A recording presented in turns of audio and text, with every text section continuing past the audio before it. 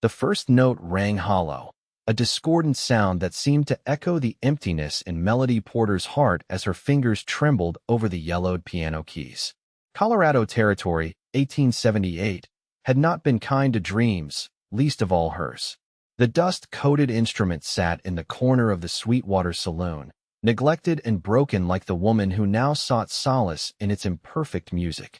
Melody's black mourning dress hung loose on her once full frame, her face pale beneath the thin veil she still wore, though her husband had been buried 3 months prior.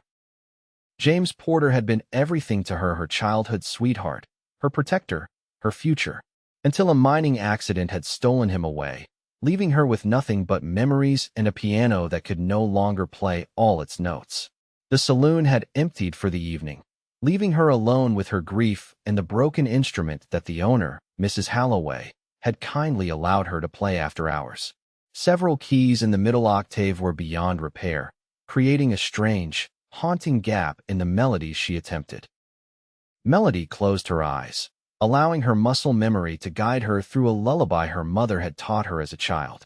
The music flowed, then faltered as she reached the damaged section, the absent notes leaving a void in the song, just as death had left a void in her life. Then, from the shadows, a voice deep and rich filled in the missing melody. Startled, Melody's hands stilled on the keys as she turned toward the sound. A man stood in the doorway, tall and lean against the fading light. His clothes were dusty from the trail, and a worn Stetson hung low over his eyes. "Don't stop," he said softly. "It's been a long while since I've heard anything so pretty." Melody's cheeks flushed with embarrassment. "The piano. It's broken." "So I gathered." The stranger stepped into the room, boots creaking against the wooden floorboards. "But broken things sometimes make the most interesting music." He moved closer, and in the dim lamplight, Melody could see his features more clearly: strong jaw covered in several days' worth of stubble, eyes the color of a summer storm, and a gentle curve to his lips that suggested he smiled more often than not, though he wasn't smiling now. "Victor Wayland." He introduced himself with a slight tip of his hat. "I didn't mean to intrude, madam." "You didn't," Melody replied, though she wasn't entirely sure that was true. "I'm Melody Porter." Victor nodded toward the piano. "May I?" She shifted on the bench, making room for him, though she rarely allowed anyone so close these days. He sat beside her, careful to leave a respectable distance between them, and ran his fingers lightly over the keys without pressing them down. "My mother was a piano teacher back in Boston," he explained. "Made sure I knew my scales before I knew my multiplication tables." "And what brings a Boston pianist to Sweetwater?" Melody asked, her curiosity temporarily overriding her reserve. Victor's expression darkened momentarily. "The war. Then cattle. Now I'm just passing through." He pressed a key experimentally. "Which notes are missing?" Melody pointed to the silent section of the keyboard. "Everything from here to here. Mrs. Halloway says the hammers are broken, and there's no one in town who can fix them. Mind if I try again? The song you were playing?" Melody hesitated, then positioned her hands. She began the lullaby once more, and when she reached the broken section, Victor's voice rose to fill the gap, a wordless melody that matched perfectly with what should have been there. The rich baritone wrapped around her own notes, creating something unexpectedly beautiful from the broken instrument. When the song ended, Melody found herself blinking back tears. "My wife used to sing that to our son," Victor said quietly, "before the fever took them both." The simple statement hung in the air between them, an offering, a recognition of shared pain. "My husband died in the Blackstone mine collapse," Melody responded, her voice barely audible. Victor nodded once, understanding in his eyes. "The world's full of broken things, Mrs. Porter. Broken pianos, broken people."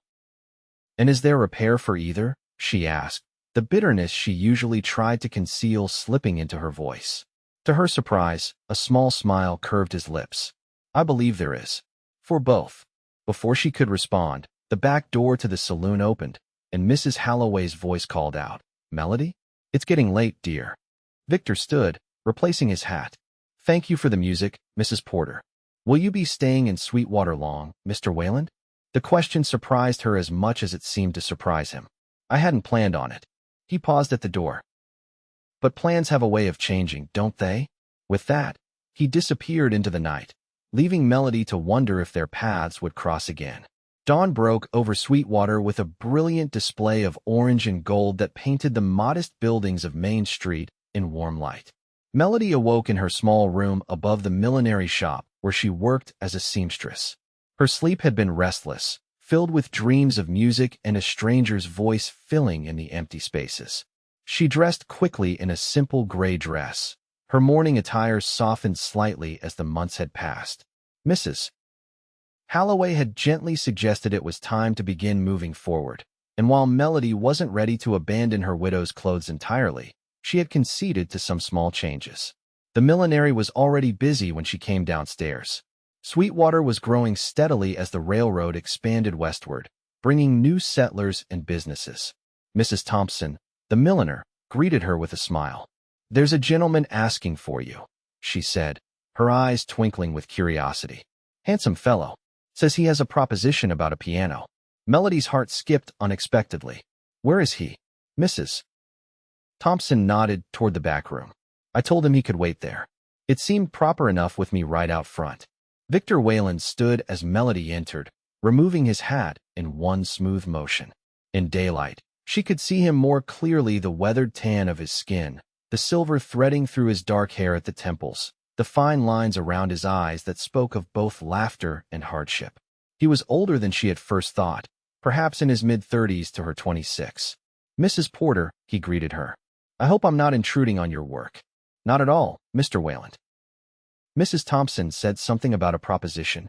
He nodded, turning his hat in his hands. "I took a look at that piano last night after you left. Spoke to Mrs. Holloway this morning. The mechanism isn't beyond repair, but it needs parts that aren't available in Sweetwater." Melody felt a flicker of hope. "Can it be fixed?" "It can.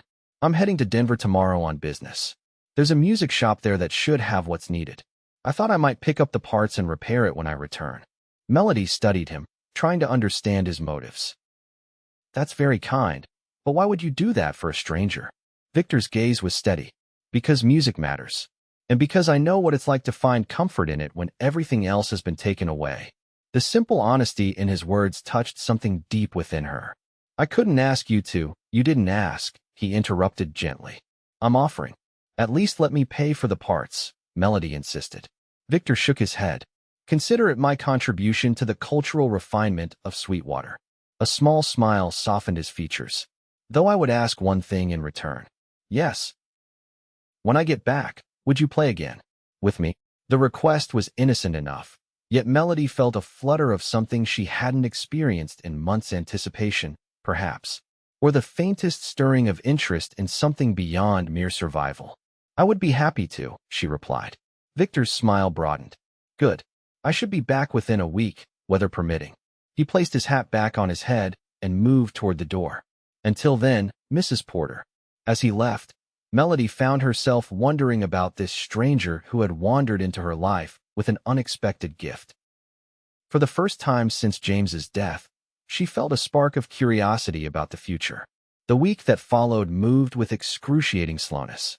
Melody found herself watching the road from Denver each day, though she tried to tell herself it was merely anticipation for the piano repair, not for the man who had promised to fix it. On the 6th day, as she was closing up the millinery shop, the sound of horses drew her attention to the street. A wagon pulled by 2 sturdy horses rolled into town, Victor Wayland handling the reins with practiced ease. What caught her eye, however, was the large object in the back of the wagon, carefully covered with canvas. Victor spotted her in the doorway and guided the wagon to a stop in front of the shop. "Mrs. Porter," he called, jumping down from the seat. "I hope I'm not too late to call." "Not at all," she replied, trying to mask the pleasure she felt at seeing him again. "You've returned safely, I see. And with success."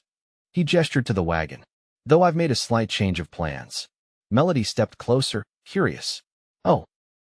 With a flourish, Victor pulled back the canvas to reveal not piano parts, but an entire piano smaller than the one in the saloon, but beautifully crafted in rich mahogany. Melody gasped. "Mr. Wayland, what have you done? I found this in Denver. It's called a square grand, more compact than a full grand piano, but with excellent sound." His eyes searched her face. Mrs. Halloway mentioned you used to teach music back east before you married. I thought perhaps you might want to do so again. Melody stared at the instrument, speechless. It had been years since she'd had a piano of her own. After moving west with James, she had left that part of her life behind. I can't possibly accept this, she finally managed. You can, Victor insisted gently. Consider it an investment. This town could use a music teacher, and you could use. He hesitated. A purpose, perhaps. The words struck her deeply. Since James's death, she had merely existed, moving through each day without direction or meaning. Why are you doing this? She asked, her voice barely above a whisper. Victor was quiet for a moment, his expression thoughtful. When I lost my family, I wandered for years, just existing. Then one day, an old Apache man I met while working cattle told me something I've never forgotten. He said, "The dead are dead, but music can bring their spirits close again. It is a bridge between worlds." He looked at the piano, then back at Melody. I heard that bridge in your playing, even on a broken instrument. I thought perhaps a whole piano might help build a stronger one. Tears welled in Melody's eyes, but for the first time in months, they weren't entirely tears of grief. I don't know what to say. Say you'll play it, Victor replied simply. That's all I ask. Mrs. Thompson had come out to see what the commotion was about, and now she clapped her hands together in delight. What a wonderful gift. But where will you put it, Melody? It was a practical question that Melody hadn't considered. Her small room above the shop was hardly large enough for such an instrument. I've thought of that, Victor said. Mrs. Halloway has agreed to let us put it in the saloon's back parlor. She says it can be used for lessons during the day when the saloon is quiet. The us in his statement wasn't lost on Melody, but she found she didn't mind the presumption of continued acquaintance. You've thought of everything. Not everything, he admitted with a small smile. I still need help getting this inside. Within the hour, the piano was installed in the saloon's small back room, with the help of several willing townsmen who'd been enjoying an early evening drink. Mrs. Halloway had the room swept and cleared, making the piano the centerpiece of the modest space. When everyone else had left, Melody sat at the instrument, running her fingers lightly over the keys. The action was smooth, the ivory cool beneath her touch. Try it, Victor encouraged, standing a respectful distance away. Melody began tentatively with a simple scale, then, as confidence grew, launched into one of Chopin's preludes. The piano responded beautifully, its tone rich and resonant even in the modest room. As she played, something long dormant awakened within her, the joy of creation, of expression beyond words. When the last notes faded, she looked up to find Victor watching her with an intensity that sent warmth spreading through her chest. Beautiful, he said quietly, and she wasn't sure if he meant the music or something else entirely. Thank you, she replied, for both the compliment and the gift. Would you join me? Like before, he moved to sit beside her on the bench, this time without the hesitation of their first meeting. What shall we play? Something hopeful, Melody decided, surprising herself with the choice. She began a melody she had composed years ago as a young woman, full of dreams. Victor listened for a few measures, then joined in, his voice finding harmonies she hadn't known were possible in the simple tune. They created something new together, something that spoke of loss but also of possibility. When the song ended, neither moved away. In the silence that followed, Melody became acutely aware of his presence beside her, the warmth of him, the faint scent of leather and open air, the steady rhythm of his breathing. Will you stay in Sweetwater? She asked, finally voicing the question that had lingered in her mind. Victor's gaze remained fixed on the piano keys. I've taken a job with the Wallace Ranch outside town. Cattle boss. It's good work, steady. So you're staying. She couldn't keep the note of pleasure from her voice. He looked at her then, his eyes searching hers. I'm staying. In that moment, something shifted between them, an acknowledgement of a connection that had formed, unexpected and undeniable. The sound of the saloon door opening broke the spell, and they moved apart as Mrs. Halloway entered with a tray of coffee. I thought you two might need refreshment after all that moving and playing, she said with a knowing smile that made Melody blush. Thank you, Mrs. Halloway, Victor replied, standing to take the tray. Your hospitality is most appreciated. As they sipped their coffee, Plans were made for Melody to begin offering music lessons. Mrs. Holloway knew several families in town with children who might be interested, and Victor suggested putting an advertisement in the local newspaper. "We should celebrate your new venture," Victor said as they prepared to leave for the evening. "Perhaps dinner tomorrow? I hear the hotel restaurant is quite good." Melody hesitated. She hadn't dined out since James's death, and never alone with another man. Yet the prospect filled her with a nervous anticipation rather than dread. "I would like that," she found herself saying. Victor's smile warmed his entire face. "I'll call for you at 6, then." As Melody walked back to her room that night, she realized with a start that she had gone hours without thinking of her grief. The weight was still there, would always be there in some form, but for the first time, it felt bearable. The next evening arrived with a flurry of nerves and second thoughts. Melody stood before the small mirror in her room, assessing her appearance with critical eyes. She had chosen a dress of deep burgundy, not quite the vibrant colors of her life before widowhood, but a significant departure from the blacks and grays she had worn for months. Mrs. Thompson had helped her style her hair, pinning the dark chestnut waves into a simple but elegant arrangement that flattered her heart-shaped face. "You look lovely, dear," the older woman assured her. "And it's just dinner. No need to fret." But Melody did fret, because it wasn't just dinner. It was a step away from the past and towards something unknown. As 6 o'clock approached, she found herself standing at the window, watching the street below with a mixture of anticipation and anxiety. Victor arrived precisely on time, looking decidedly different from the trail-worn cowboy she had first met. He wore a clean dark suit, his hair neatly combed, though a stubborn lock fell across his forehead in a way she found inexplicably charming. "Mrs. Porter," he greeted her with a slight bow when she came downstairs. "You look beautiful." The simple compliment brought color to her cheeks. "Thank you. You clean up quite well yourself, Mr. Wayland." His smile was warm. "Victor, please. I think we've moved beyond formalities." "Then you must call me Melody," she replied, feeling a small thrill at the intimacy of it. He offered his arm, and she took it, aware of the curious glances from passers-by as they walked the short distance to the Sweetwater Hotel. It was the first time she had appeared publicly in something other than widow's weeds, and with a man no less. There would be talk, she knew, but found she cared less than she might have expected. The hotel dining room was small but elegantly appointed, with white linens and crystal glasses that caught the light from the chandeliers overhead. Victor had reserved a table by the window, and the maitre d' seated them with a flourish. "I took the liberty of ordering a bottle of wine," Victor said as a waiter appeared with a bottle of red. "I hope you don't mind."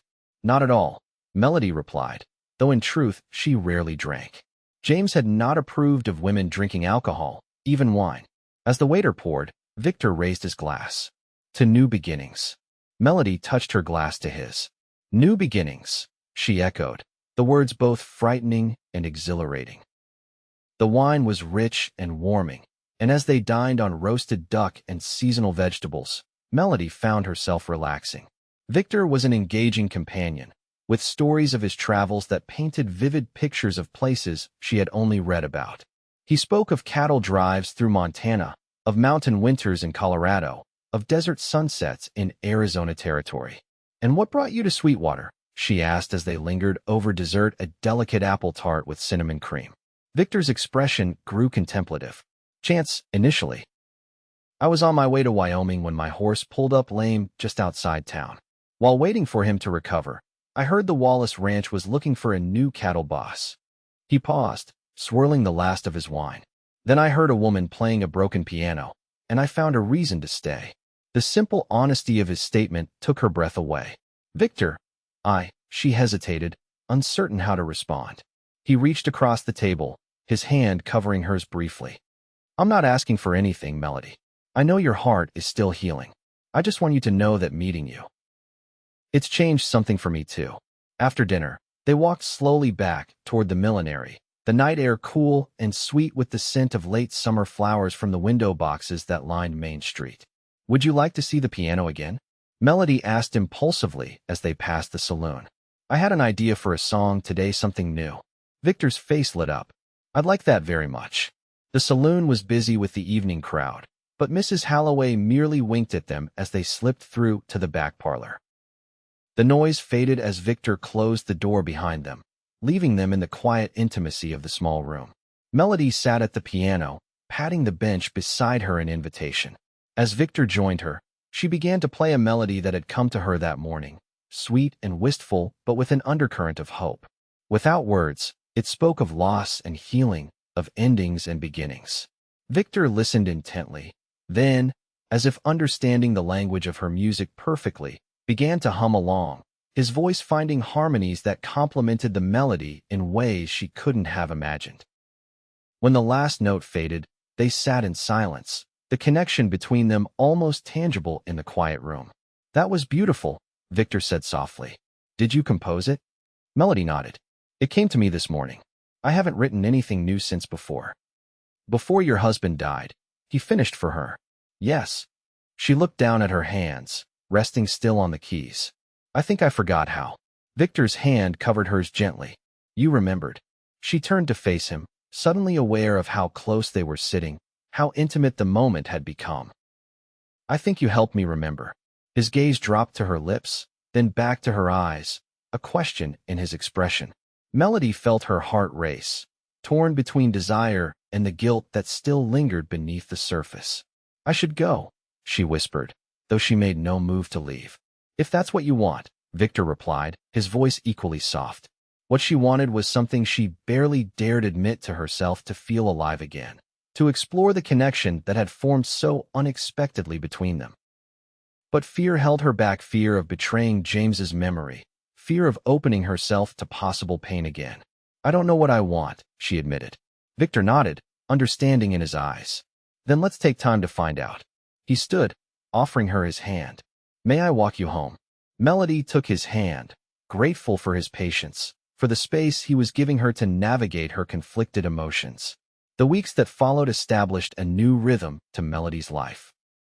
By day, she continued her work at the millinery while also taking on piano students, 3 at first, then 5, then 8 as word spread through Sweetwater. The back parlor of the saloon became known as the music room, and Mrs. Halloway delighted in the increased business it brought to her establishment. In the evenings, Melody often found herself in Victor's company. They shared dinners, walks along the creek that ran behind the town, and always music. Victor would visit the saloon after his day's work at the ranch, and together they would create melodies that seemed to speak what words could not. As autumn painted the surrounding hills in gold and crimson, Melody felt herself awakening from the long winter of grief.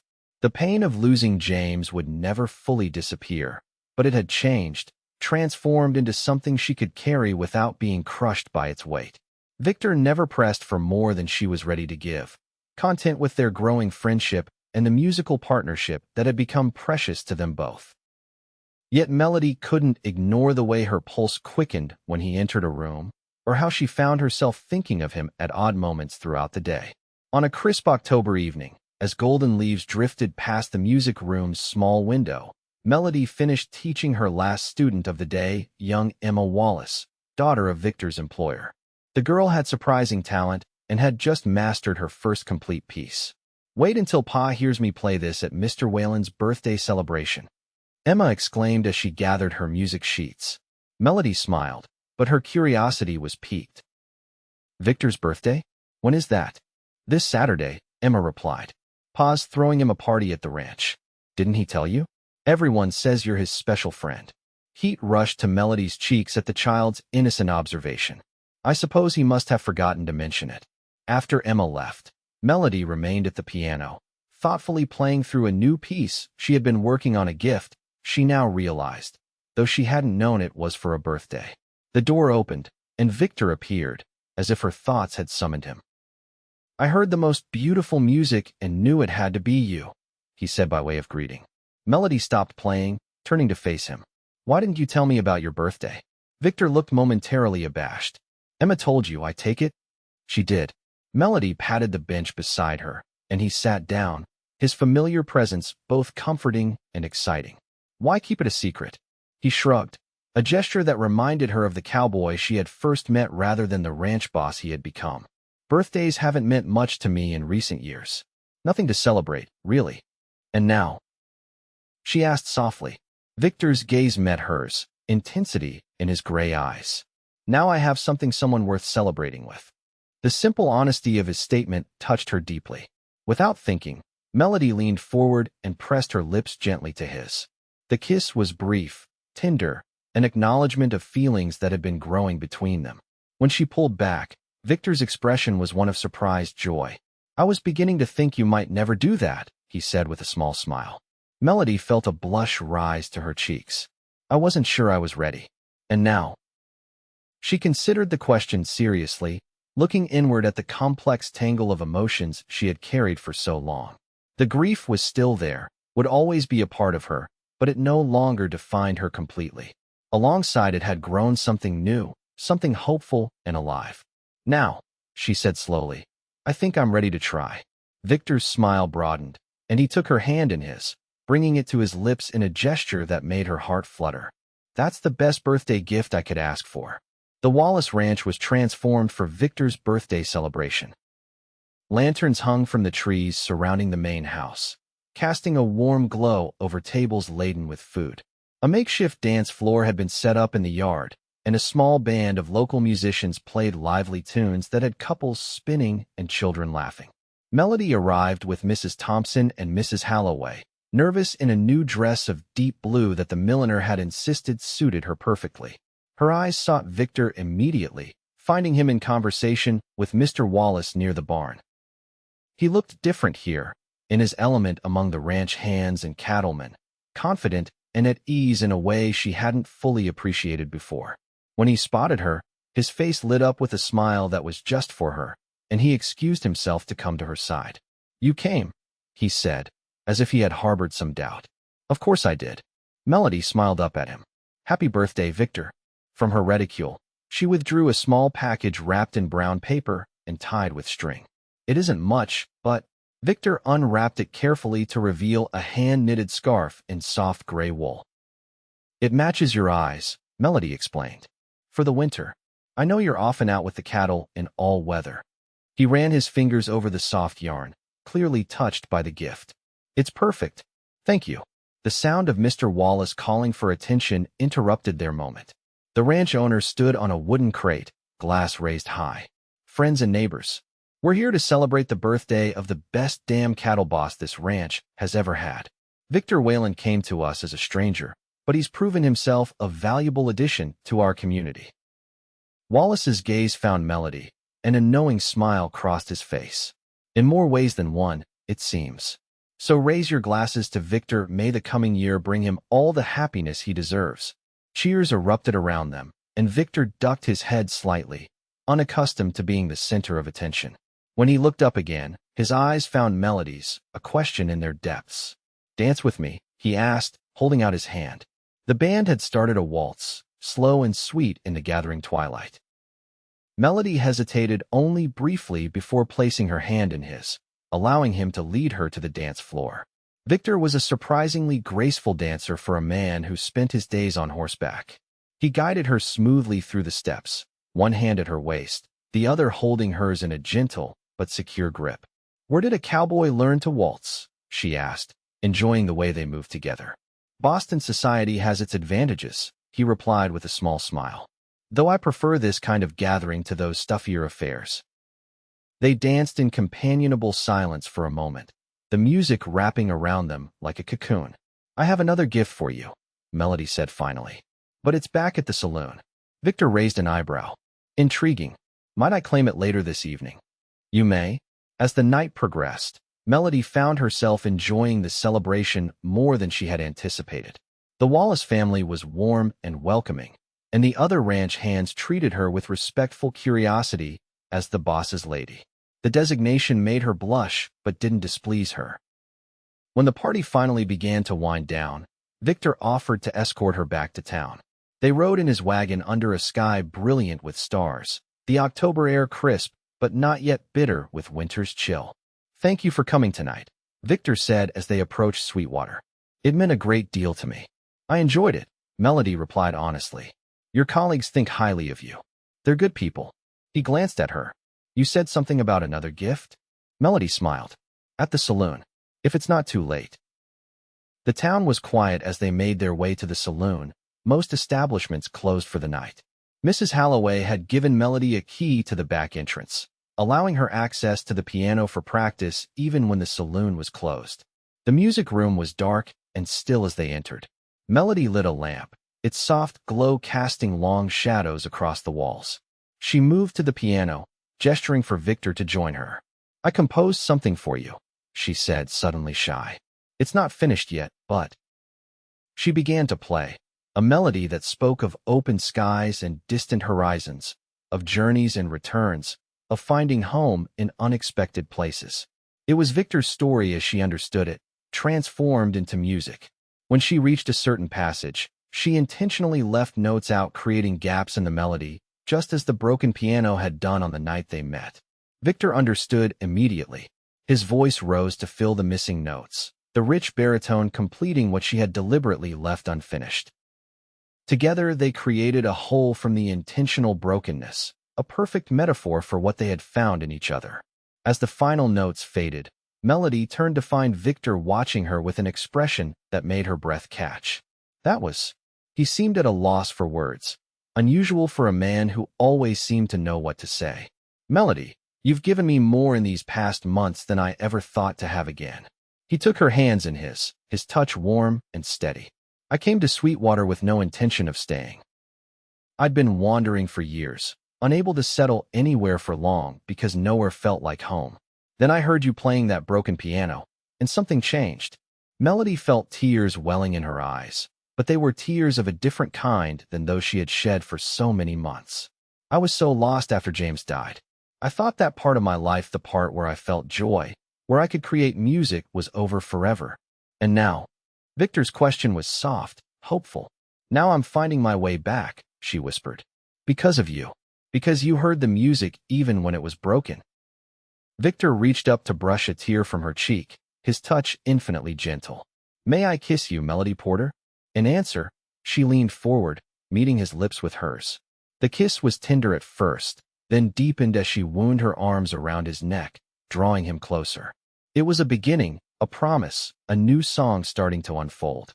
When they finally parted, Victor rested his forehead against hers. "I love you," he said simply. "I don't expect you to say it back. I know your heart is still healing, but I wanted you to know." Melody closed her eyes, letting the words wash over her. Love had come to her once before, young and bright and full of dreams. This was different, quieter, perhaps, born of shared pain and mutual healing, but no less profound for it. "I think," she said slowly, "that I'm learning to love again. With you. It was enough. More than enough for now." The seasons turned, winter blanketing Sweetwater in snow that transformed the rugged landscape into something magical and serene. Melody's music school flourished, with students coming from as far as 15 miles away for lessons. The broken piano in the main saloon was finally repaired, providing entertainment for the patrons while the back parlor remained dedicated to teaching and practice. Victor split his time between the Wallace Ranch and town, spending every free moment with Melody. Their musical partnership deepened, with Victor's voice and Melody's compositions creating pieces that drew appreciative audiences whenever they performed together at town gatherings. As spring brought new life to the Colorado countryside, Victor asked Melody to marry him on a picnic beside the creek where they had spent so many evening walks.